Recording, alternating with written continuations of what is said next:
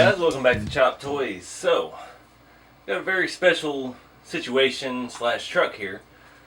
I feel like I rescued this truck. I follow quite a few sellers on eBay with Tonka trucks, and most of them part out trucks like that.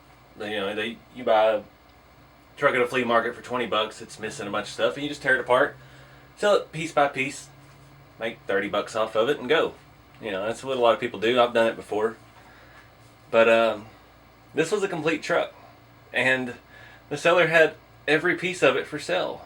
I found the rack. This is a 57 Tonka stake rack farm truck. These are pretty sought after. This is a one-off year. They made the stake rack bed in 57 and 58 and 59 only. So this is the only round fender year that had the stake rack, and it was blue and red. The other ones were white with the red rack. And it's very extensive in truck with the rack and everything. It had a bunch of stuff with it. It came with a ramp, came with a wooden corral, and plastic horses and cows. And I found one on eBay for just under $500, which is a good deal. I just couldn't afford it.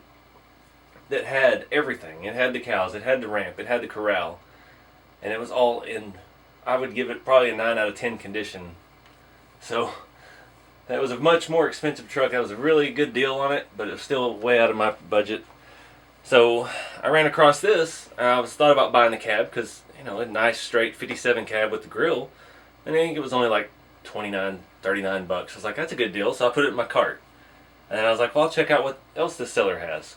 Well, then he had the rack. I'm like, alright, that rack looks nice. It even has the string for the lift gate on the back. So that was like 80 bucks. So I put that in the cart. And then I got to looking around. He had the bed. He had the frame. So I pieced together this entire truck that they tore apart to sell. And we're going to put it back together because it's a rare truck. And I want to see it all back in one piece. It's got a few little issues, but for the most part, it's all there, short of the accessories, like I mentioned, the corral and the ramp.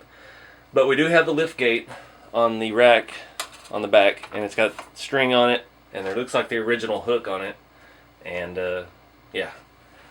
So overall, I think it was around a little over $200 shipped to piece all this together.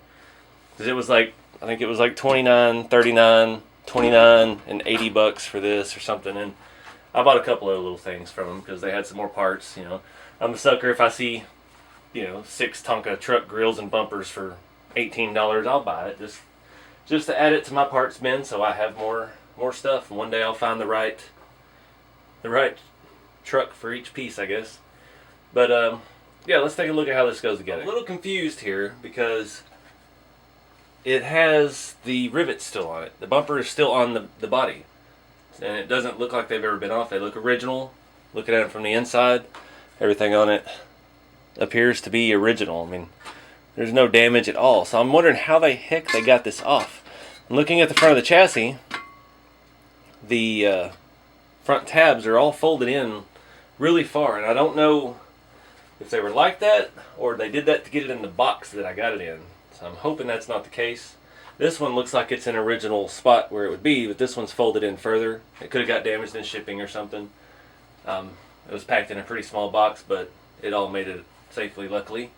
And it saved me a little money on shipping to have all the pieces thrown together. So, but the cab's excellent. I mean, we've got some chips. This is probably a 6 or 7 out of 10 as far as paint and patina on the bed, the frame, and the cab. The rack, I would say, is a 9. The rack is in fantastic shape. And it is 4 panels, and it's all metal. And you got the lift gate on the back with the original string, original hook, so you can grab this, lift it up, let your cows out, and when it was new, it would have slid back down on its own, and then you just hook it up here, and bada boom, bada bing. So we've got all 4 pieces of that with minimal paint wear, excellent kind of a dull red finish, just in really nice shape. And the bed, I'll show you the other side of the cab here. It's got a little bit of deformity on the top, or not deformity, but just in the color, it's got a little bit of weird darker streaks in it. The blue finish seemed like it held up better than that. This may have been a different kind of paint. Well, no, I have a 57 blue truck and it held up well. This is kind of weathered like the dark green on my little farm truck, and those always seem to rust from underneath the paint. They didn't seem like they sealed very well. Same thing on the chassis. It's got quite a bit of surface rust on the top. You can see here it's pretty much bare metal, and that would have been because the bed was on it when they painted it and put it together at the factory. Underneath the steps and everything got a little rust, but it's straight. Doesn't wobble real bad. We've got a little bit of dent here where the bed was pulled up or something. We might be able to work that out. The other side of the chassis, about the same story. Not quite as bad on the rust under the fenders. But I'm not going to do anything to this truck. I just want to put it together first, as is, since it's all there, and see what we got. I'm not even really going to clean it. This came from somebody's collection, and somebody just tore it apart to try to make some more money, but I think on this one, it's worth more together than it is separate. My price guide here shows, I already say that, I may have already mentioned this in the video. I got a little distracted here playing with it, but our 57 stock rack farm truck number 32, page 92, is 300 to 475 to 700 in mint condition. And I consider the top price, and again, these prices are 20 years old. That price guide was printed in 99 on its 3rd edition. They're probably even older than that, so I don't know what you would rate it at today, because they've kind of gone down in price and they've kind of come back up, and they're probably honestly about the same price as the book still shows. They haven't really gone up in value that much, but still, even in poor condition, 300 bucks, I'm already ahead. I've got like 215 in it, and I got a bunch of extra parts with it. So yeah, the bed, I haven't shown you that yet. The bed's got a little bit of wear, but overall in really good shape. These are 2 pieces sandwiched together. You can see there the outline of the frame where they did not paint them separately. It's got rust inside because of course there's not really any paint inside. One neat thing, these were made from mud flaps. I used my set of reproduction mud flaps on my little green farm truck, which I'm regretting because they would be more valuable on this, but we'll have to pick up some more. But the main thing is that all 4 of these tabs are in perfect condition. Didn't even look like they've ever been pulled up to put mud flaps on. They're as they came off the factory. So when we go to put mud flaps on it eventually, we'll be the first people to really pry into it. It should be a really straightforward assembly, except for the front. Trying to get these tabs back in the body without taking the bumper off. I really don't want to take the bumper off because I don't have the right rivet tool. And I've looked into some stuff. I've had some recommendations, some kind of a button press, and I really like the function of that, but I can't find the right die for this size rivet. And getting it in there on some of them is a little difficult. But I don't know. I'm still looking into it. It was a really good idea because that would be so much better than like a C-clamp. Those all the ones you find on eBay that are now ridiculously overpriced for pressing these vintage rivets on. They're basically a C-clamp with a modified head on it. And you're just squishing the piece of metal in there. And you have to do it all by hand. So those presses I'll try to put a picture in here. They're for pushing or pressing the rivets on the back of blue jean buttons. They're made for denim and working with heavy fabrics and stuff. And you actually have it's kind of hydraulic. You have a leverage action with it. And it would be a heck of a lot easier to do. You could mount it on a workbench and go. I don't know what size die for it. I found a place on eBay that has hundreds of different size die for those tools. So we're not that far off. And those were like 50 to 70 bucks as well, but there's a lot more to it. It's a more robust machine to do the job. And I think it'd be worth the investment once I make sure I'm getting exactly what I need, because I don't want to, what else am I going to use that for? Nothing uses that style rivets these days.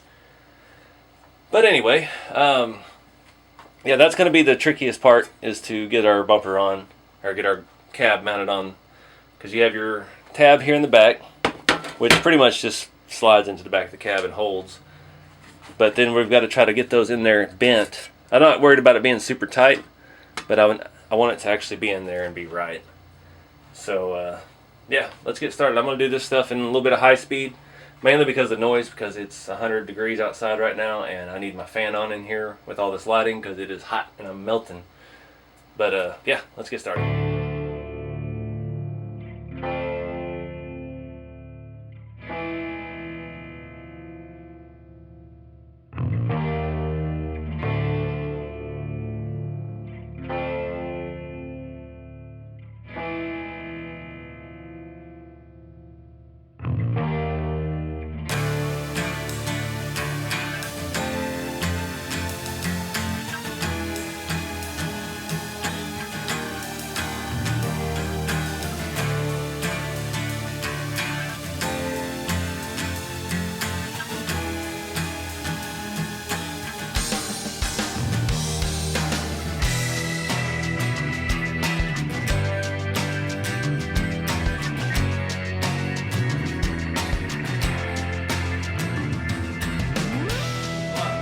I'm pretty happy I bought this. I was worried how hard it would be to get the cab and frame back together, and it actually was very easy.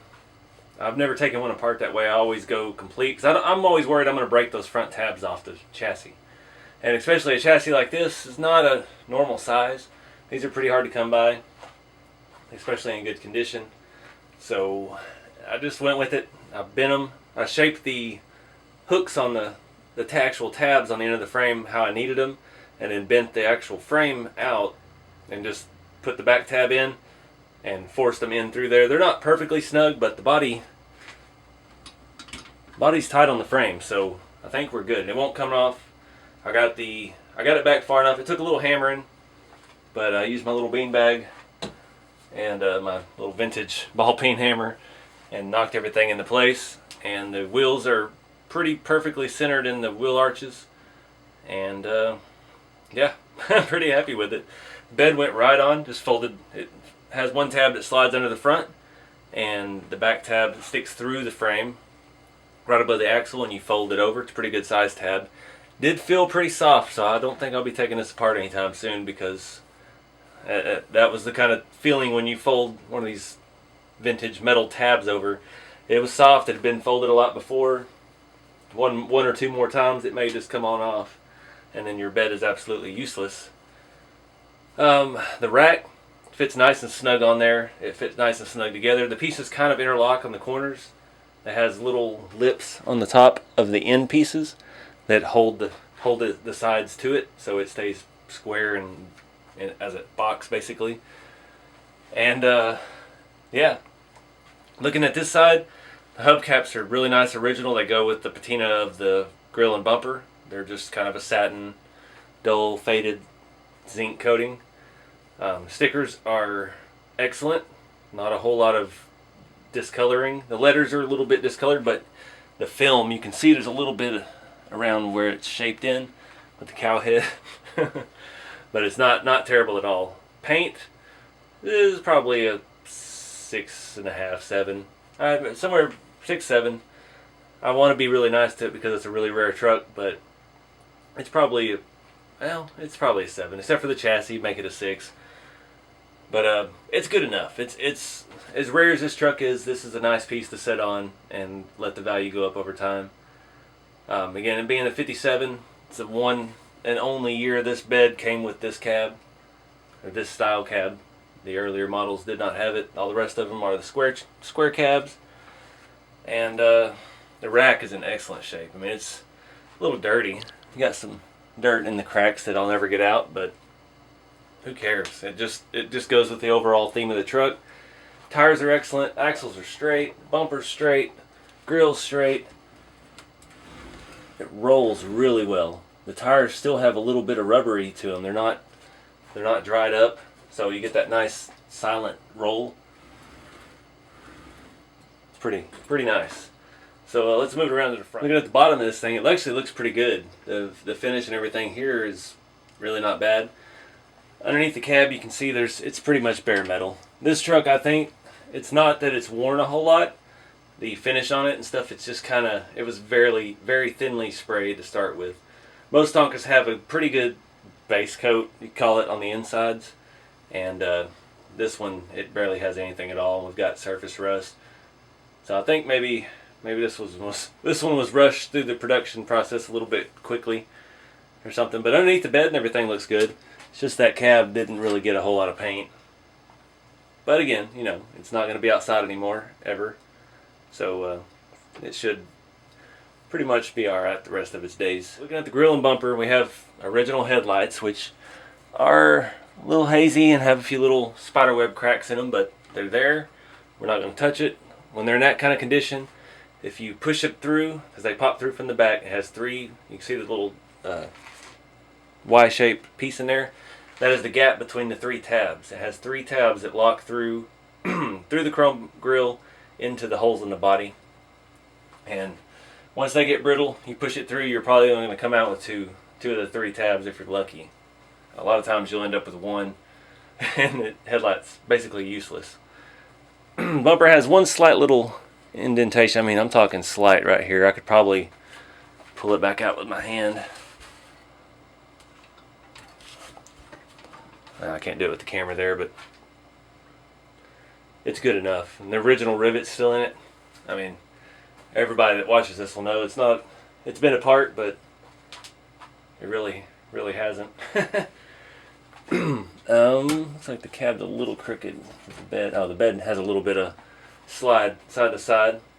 That's why a lot of times you find these, that front tab on the bed is pretty weak. You'll find these trucks without the beds because they come off with some pretty heavy play back in the day. It could come apart semi-easily. I think the driver's side here looks a little bit better. We've got a little bit of dirt on the tires. Again, the tires have the lettering on it that says Tonka Toys around the edge of it. But hubcaps and stuff, exact condition. Stickers, exact same condition as the other side. No extreme wear. That always bugs me. With cars, I like symmetry. I like with semi-trucks, I'd like to have the same size fuel tank on both sides and same battery box on both sides, not having a bunch of different stuff, or have a fuel tank on one side and a storage box on the other, or stuff like that. I like it the same.